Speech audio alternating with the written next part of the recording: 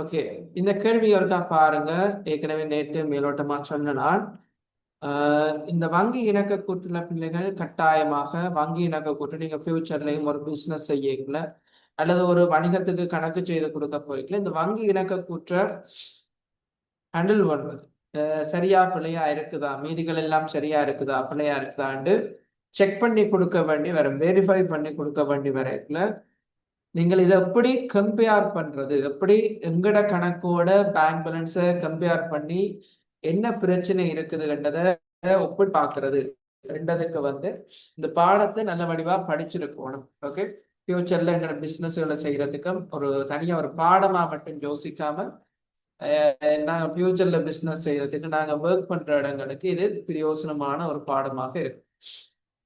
அந்த வகையில நான் சொன்னால் காசு பெறுவனவு நாளேடு, காசு கொடுப்பனவு நாளேடு, அடுத்ததாக காசு கட்டுப்பாட்டு கணக்கினை தயாரிப்பது வணிகமாக இருக்கும். அப்ப காசு கட்டுப்பாட்டு கணக்கினுடைய மீதியை பாருங்க, இந்த வினாவுல 61,300 காணப்படுது என்ன. ஆனால் வங்கி கூற்றினுடைய மீதி எவ்வளவுத்தை காட்டுது? 56,500 காட்டுது. 56,500 ரூபாவை காட்டுது. ஆகவே பிள்ளைகள், நாங்க இங்க என்ன செய்ய வேண்டி இருக்குது, இந்த மீதிகளுக்கு இடையில ஏன் வேறுபாடு வந்திருக்குது என்றதை நாங்கள் கண்டுபிடிக்கணும். எப்படி நாங்கள் கம்பேர் பண்றது என்றதை உங்களுக்கு ஏற்கனவே சொல்லி தந்துட்டேன். சோ முதலாவது பாருங்க, காசு பெறுவனவு நாளேடு வங்கி கூற்றினுடைய செலவு பக்கத்தோட ஒப்பீடு செய்யணும். காசு பெறுவனவு நாளேட வங்கி கூற்றினுடைய செலவு பக்கத்தோட ஒப்பீடு செய்யணும். முதலாவது பாருங்க, விற்பனைக்காக இங்க காசோலை இலக்கம் தரையிலேண்டா என்ன அர்த்தம்? காசு பெற்றிருக்கம் என்ற அர்த்தம். அப்ப இதுல பாருங்க 18,500 ரூபாய் காசோலையில காசு கிடைச்சிருக்குது காசு பெறுவனம் நாளேட்டுல. அதே சமயம் பாருங்க வங்கி கூற்றுல செலவுல வந்திருக்கு, ஒரு பிரச்சனையும். காசு பெறுவனவு நாளேடு வங்கி கூற்றினுடைய செலவு பக்கத்தோட ஒப்பீடு செய்யப்படும். அடுத்தது பாருங்க, ஜெகன் என்றவர்கிட்ட 7,000 ரூபாய் காசோலை பெற்றிருக்கம், அது பாருங்க செலவு பக்கத்துல வந்திருக்கு. அப்ப காசு பெறுவனவு நாளேட்டுல இருக்கிற காசோலை செலவு பக்கத்துல வந்திருக்குது என்றா என்ன அர்த்தம்? வசூலிக்கப்பட்டு இருக்குது, வசூலிக்கப்பட்டு விட்டது, அக்கவுண்ட்ல காசு விழுந்திருக்கு. ஓகே, அடுத்தது பாருங்க, விற்பனைக்காக 14,700 ரூபாய் காசோலை பெற்றுக் கொண்டிருக்க. பாருங்க 14,700 செலவு வைக்கப்பட்டிருக்கு, ஆகவே வசூலிக்கப்பட்டு விட்டது. வசூலிக்கப்பட்டதுன்னா ஒரு பிரச்சனையும் இல்லை, நாங்களும் பதிஞ்சிருக்கோம், பேங்க் ஸ்டேட்மெண்ட் வங்கி கூற்றுலையும் பதிவுகள் வந்துட்டு. அடுத்தது பாருங்க பிள்ளைகள், தக்ஷி என்றவற்றை 9,500 ரூபாய் காசோலை பெற்றுக் கொண்டிருக்கிறாங்க. இந்த 9,500 ரூபாய் காசோலை பாருங்க வங்கி கூற்றுல வங்கி கூற்றுல செலவுல வேற இல்லை. அப்ப இவர் பிரச்சனைக்குரியவர். அப்ப பிரச்சனை இல்லாத இடத்துக்கு சரி அடையாளம் போட்டுக்கொள்றோம், பிரச்சனைக்குரிய விடயங்களுக்கு உள்ள ஸ்டார் பண்ணி கொள்றோம். ஓகே, அப்ப செலவுல வரையில இந்த 9,500 ரூபாய் காசோலை இன்னும் வசூலிக்கப்படவில்லை.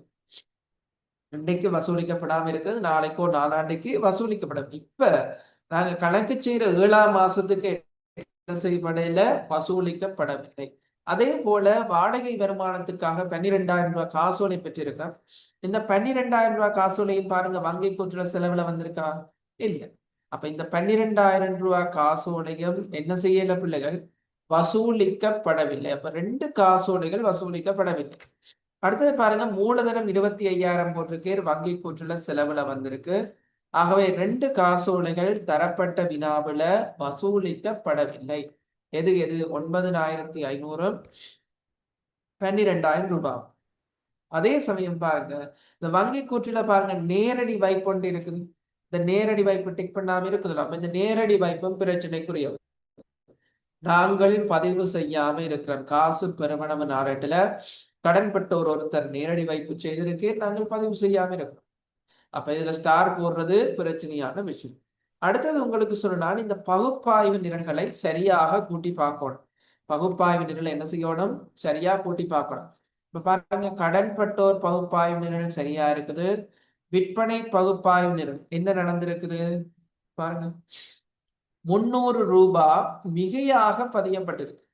300 ரூபாய் மிகையாக பதியப்பட்டிருக்கு. 33,200 ரூபாய் பதிய வேண்டிய இடத்துல 33,500 ரூபாய் பதியப்பட்டிருக்கு. விளங்கிட்டான். அப்ப இதுல விற்பனை பகுப்பாய்வு நிரலினுடைய கூட்டுத்தொகை மிகையாக பதியப்பட்டு பேரட்டு கணக்குகளுக்கு மாற்றப்படுது. அப்ப அது ஒரு தவறு.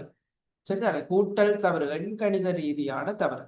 வருமானங்கள் சரியாக இருக்குது, ஏனைய பெறுவனவுகளும் சரியாக இருக்கு. ஓகே. அப்ப பகுப்பாய்வு நிரல்களை கூட்டி பார்க்க வேண்டியதும் மிகவும் முக்கியமான விஷயம். ஓகே. அப்ப காசு பெறுவனவு நாளேடு வங்கி கூற்றினுடைய செலவு பக்கத்தோட ஒப்பீடு செய்த பிறகு என்ன செய்யணும்? சாரி, காசு கொடுப்பனவு நாளேடு வங்கி கூற்றினுடைய வரவு பக்கத்தோட கம்பேர் பண்ணும். காசு கொடுப்பனவு நாளேட வங்கி கூற்றினுடைய வரவு பக்கத்தோட கம்பேர் பண்ணும். முதலாவது பாருங்க, 11,200 வரவு பக்கத்துல வந்திருக்கா இல்லையா வங்கி கூற்றுல? அப்ப சது என்பவருக்கு காசோலை வழங்கப்பட்டிருக்கு. சதுவுக்கு வழங்கப்பட்ட காசோலை வசூல் மாற்றப்பட்டு விட்டது, சரியா, அல்லது சமர்ப்பிக்கப்பட்டு விட்டது. ஓகே. அக்கவுண்ட்ல இருந்து காசு எடுபட்டு சது செக்க கொடுத்து காசு எடுத்துட்டு, ஆகவே நாங்கள் என்ன சொல்லுவோம் பிள்ளைகள்? சமர்ப்பிக்கப்பட்ட காசோலை வங்கி கூற்றுல வரவுல வந்திருக்கு. 4,500 ரூபாய் காசோலைய பாருங்க, வங்கி கூற்றுல வரவுல இருக்கா? ஓ, அப்ப அவரும் பிரச்சனை இல்லாதால் சமர்ப்பிக்கப்பட்டது. சம்பளத்துக்காக கொடுத்த காசோலை சமர்ப்பிக்கப்பட்டு விட்டது. அடுத்த பாருங்க, கொள்வனவுக்காக 12,000 ரூபாய் கொடுத்திருக்கோம். வங்கி கூற்றுல வரவுல வந்திருக்கா இல்லையா? ஓ, வந்திருக்குது. ஆகவே சமர்ப்பிக்கப்பட்டு விட்டது. ஓகே. அப்ப சமர்ப்பிக்கப்பட்டுட்டா பிரச்சனை இல்லை, நாங்களும் பதிஞ்சிருக்கான், பேங்க் ஸ்டேட்மெண்ட்லையும் வந்து. சரி, அடுத்தது காப்புறுதிக்கு பாருங்க 1,500 ரூபாய் காசோலை கொடுத்திருக்கு. சரி, ரகு என்பவருக்கு பாருங்க பிள்ளைகள் 8,500 ரூபாய் காசோலை கொடுத்திருக்கான். வரவுல வந்திருக்கா வங்கி கூற்றுல? இல்ல. அப்ப இந்த காசோலை, ரகுவிற்கு கொடுக்கப்பட்ட காசோலை மாற்றப்படவில்லை அல்லது சமர்ப்பிக்கப்படவில்லை. ஓகே.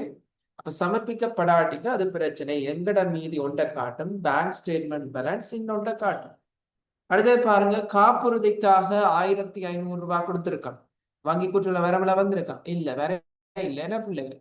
ஆகவே இந்த 1,500 பிரச்சனைக்குரிய கம்பேர் பண்றோம். வங்கி கூற்றினுடைய வரவு பக்கத்தோட காசு கொடுப்பனவு நாள்னு கம்பேர் பண்றோம். ஓகே. அப்ப 1,500 ரூபாய் காசோலையும் என்ன செய்யல?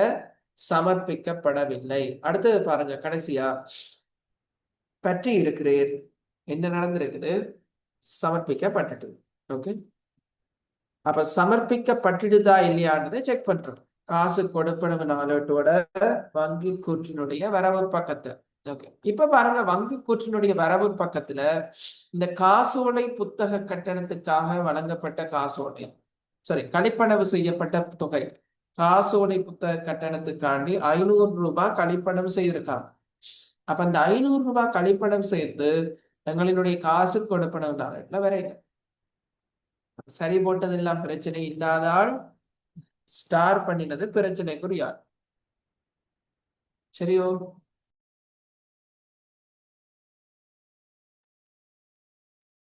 அடுத்தது பாருங்க பிள்ளைகள், இந்த பகுப்பாய்வு நிரல்களை கூட்டி பார்க்கணும். சரியா? சில நேரம் கூட்டல் பிள்ளையும் விடுவோம். அப்ப கடன் கொடுத்தோர் பாருங்க சரியா இருக்குது, கொள்வனவு பகுப்பாய்வு நிரல் சரி, செலவுகள் சரியா இருக்குது, ஏனைய கொடுப்பனவுகளும் சரியா இருக்கு. டோட்டல் பண்ணி பார்ப்போம். நம்ம எப்படி கம்பேர் பண்றோம் என்றது நல்ல வடிவா தெரிஞ்சிருக்கணுமா? ஃபியூச்சர்ல இது மிகவும் முக்கியமான ஒரு விஷயமா இருக்கு. அடுத்தது சொன்ன நான் உங்களுக்கு, நான் காசு கட்டுப்பாட்டு கணக்கையும் நாங்கள் கூட்டி பார்க்கணும். டோட்டல் அமௌண்ட் என்ன? காசு கட்டுப்பாட்டு கணக்கினுடைய ஆரம்ப மீதி, சரியா? இந்த பாருங்க, காசு கட்டுப்பாட்டு கணக்கினுடைய ஆரம்ப மீதி 14,000 ரூபாய் இருக்குது. வங்கி கூற்றினுடைய ஆரம்ப மீதியும் 14,000 இருக்கு. இதையும் செக் பண்ணணும். சில நேரம் பிள்ளைகள் பேர்ந்து அடுத்தடுத்த கேள்விகள் படிக்கல பார்ப்போம். ஆரம்ப மீதியும் வித்தியாசமா இருக்கும். அது ஏன் வித்தியாசப்படுதுன்றதை நாங்கள் தெரிஞ்சு கொள்ள வேண்டி இருக்கும். அடுத்தடுத்த கேள்விகள் செய்யல பார்ப்போம். இப்ப சமனா இருக்க ஒரு பிரச்சனை இல்லை. அடுத்ததா சொன்ன நான் காசு கட்டுப்பாட்டு கணக்க ஒழுங்கா கூட்டி பார்க்கணும். கூட்டைக்குள்ளே நாங்கள் என்ன விடலாம்? பிழைகள், தவறுகள் விடலாம். என்ன செய்யலாம்? பிழைகள் அல்லது தவறுகள் விட்டிருக்கலாம். ஓகே. இப்ப நாங்கள் என்ன செய்ய போறோம்? எங்களினுடைய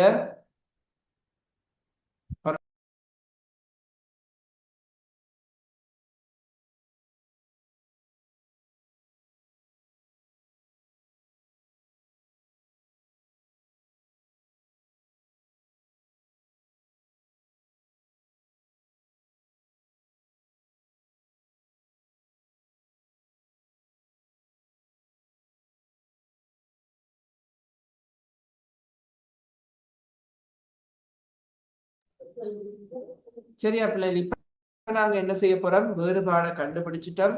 இந்த வேறுபாடுகளை லிஸ்ட் பண்ணி பார்ப்போம், என்னென்ன வேறுபாடு ஏற்பட்டு. காசு கட்டுப்பாட்டு கணக்கை செக் பண்ணி பார்க்க வேண்டியது கட்டாயம். இதுல பிள்ளைகள் இல்லை.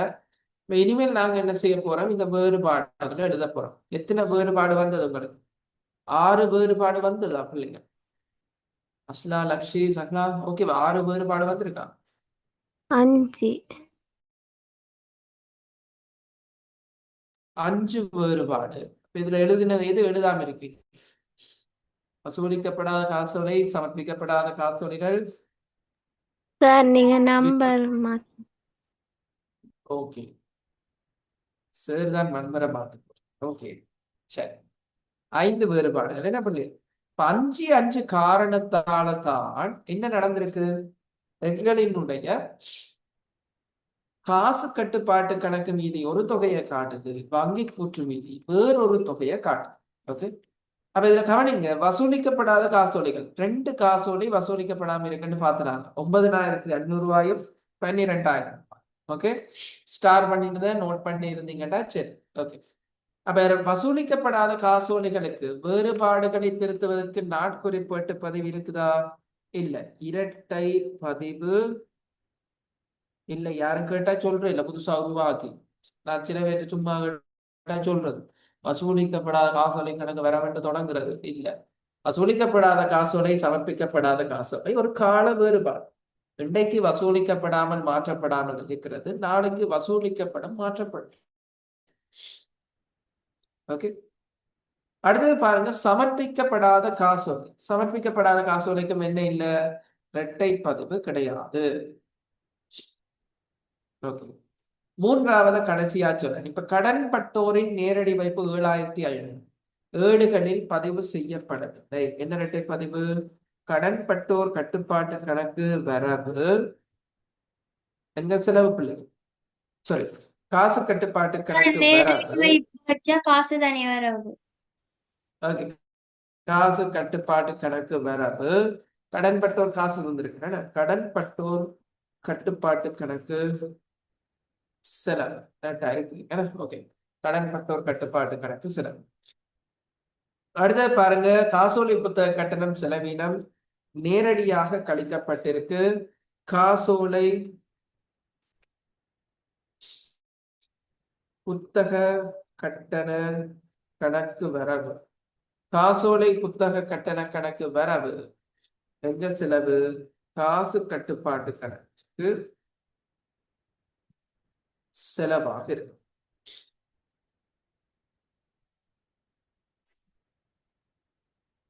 500 ரூபாய். அப்ப இந்த வேறுபாடுகளை திருத்துவதற்கான பதிவுகள் கேட்டா அதையும் சொல்றதுக்கு தெரிஞ்சிருப்போம். இப்ப இந்த மூன்றாவது பதிவை பாருங்க. இந்த மூன்றாவது என்னது பிள்ளைகள்? ஒரு தவறு, ஒரு வலு என்று சொல்லுவோம், அடுத்த பாடத்துல படிப்போம். இந்த வலுவை நாங்கள் என்ன செய்ய வேண்டும்? திருத்தம் செய்ய வேண்டும். காசு பெருமளவு நாளேட்டின் விற்பனை பகுப்பாய்வு நிரல் கூட்டுத்தொகை. மேல பாருங்க,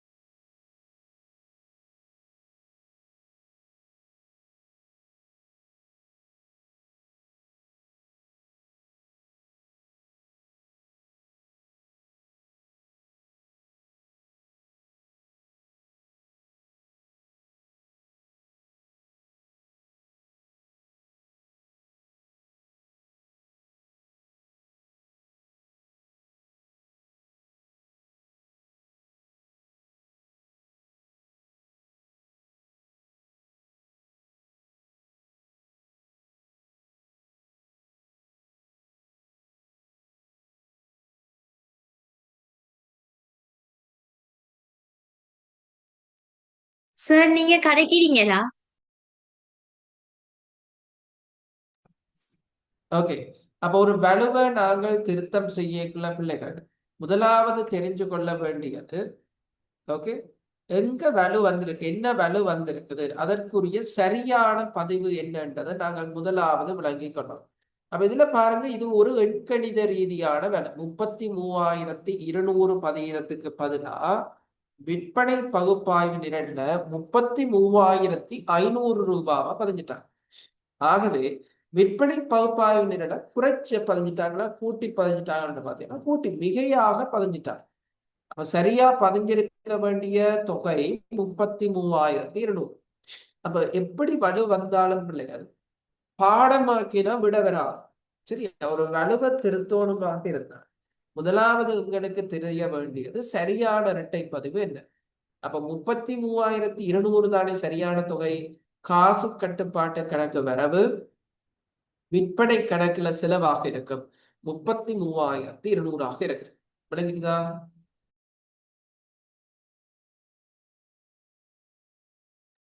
ஓகே. அடுத்தது பாருங்க பிள்ளைகள், என்ன பிழை விட்டுருக்காங்க.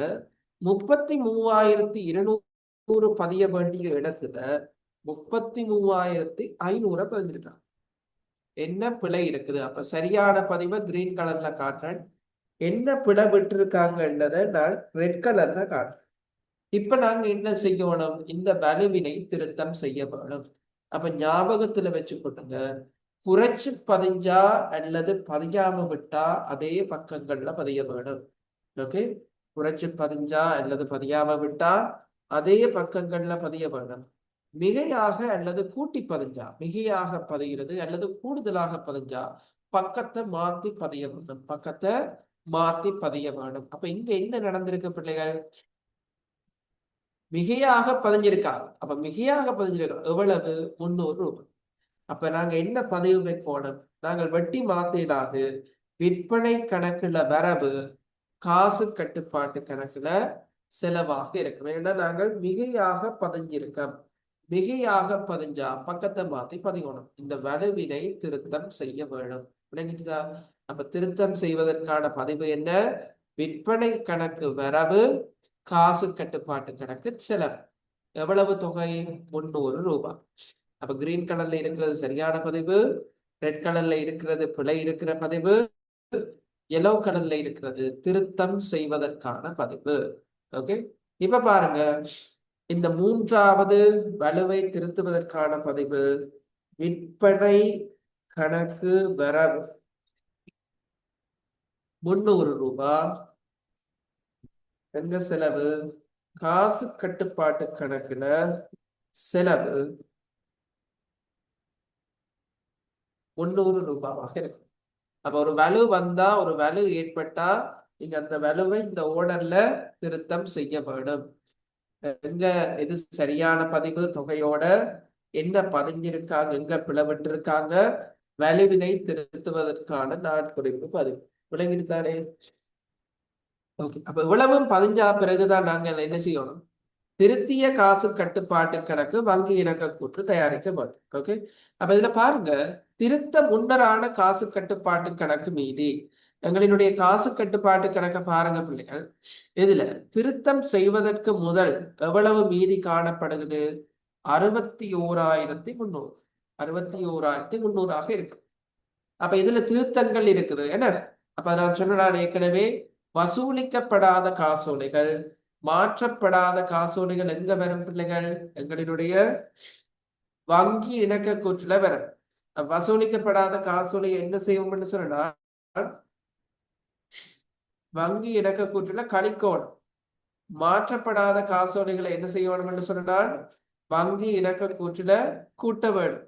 ஏன் கூட்டோடும் ஏன் கழிக்கோடும் என்று போன வகுப்புல சொல்லிட்டு. ஓகே,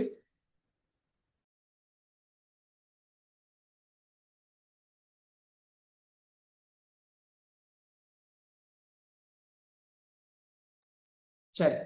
அப்ப இதுல பாருங்க,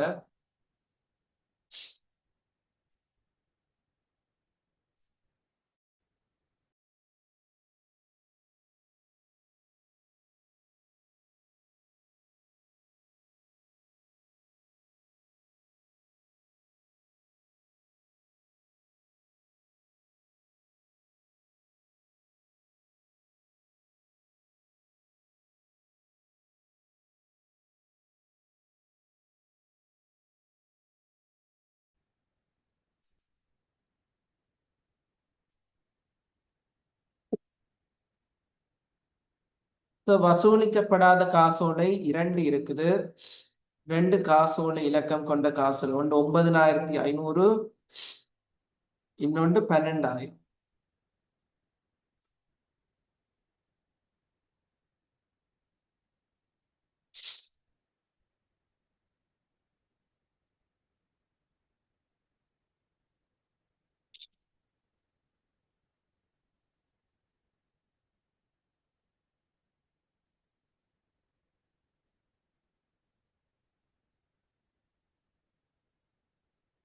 ஓகே, 2 வசூலிக்கப்படாத காசோலை இருக்கு. வசூலிக்கப்படாத காசோலை வங்கி இலக்க கூற்றுல என்ன செய்யறோம்?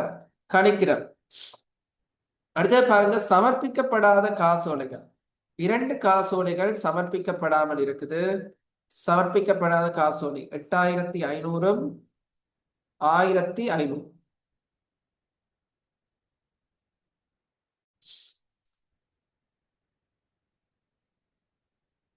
ஓகே, சமர்ப்பிக்கப்படாத காசோலை.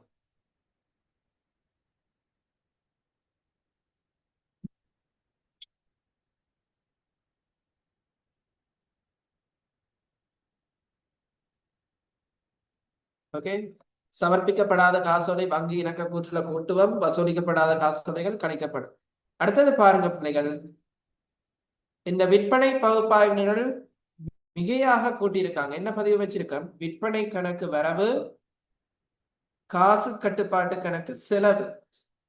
காசு கட்டுப்பாட்டு கணக்குல செலவு விவரம், விற்பனை என்று போடுவோம். அடுத்தது பாருங்க, கடன்பட்டோரின் நேரடி வைப்பு 7500, காசு கட்டுப்பாட்டு கணக்கு வரவு, கடன்பட்டோர் கட்டுப்பாட்டு கணக்கு செலவாக இருக்கு. அடுத்து காசோலை புத்தக கட்டணம் 500 ரூபாய் கழிச்சிருக்காங்க. காசோலை புத்தக கட்டண கணக்கு வரவு, காசு கட்டுப்பாட்டு கணக்குல செலவாக இருக்கு. இதை செய்யறது ஈஸி பிள்ளை, பெரிய கஷ்டம் இல்லாம இல்லை. சோ இதை வச்சுக்கொண்டு இந்த திருத்திய காசு கட்டுப்பாட்டு கணக்கு வங்கி இணக்க கூற்ற தயாரிக்கும். ஓகே, இனிமேல் சமப்படுத்தினா சரி. 68,800,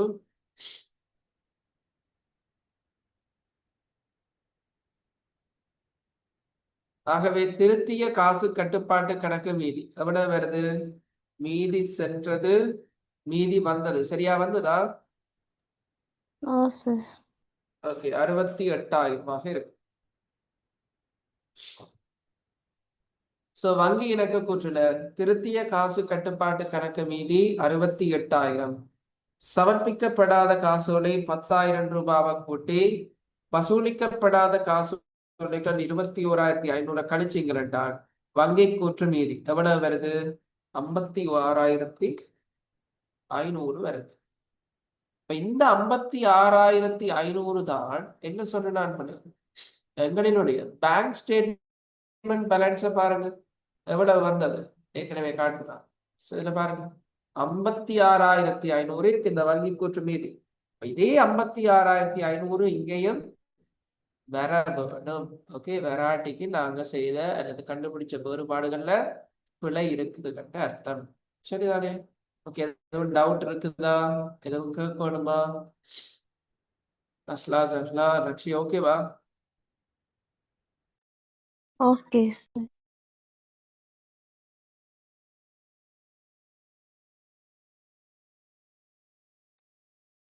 இச்சரண்டு லக்ஷி ஓகேன்னு சக்லா ஓகேவா?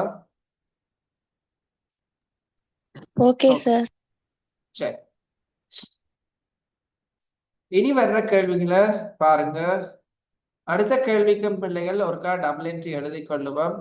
எழுதி இனி எழுத அதுக்கு மட்டும் எழுதி கொள்ளுங்க. எழுதினீங்கன்னா கொஞ்சம் பாடம் நல்ல தெளிவா விளங்கும். ஓகே,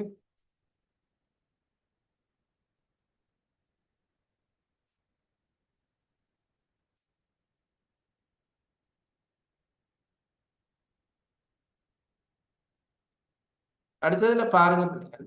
அப்ப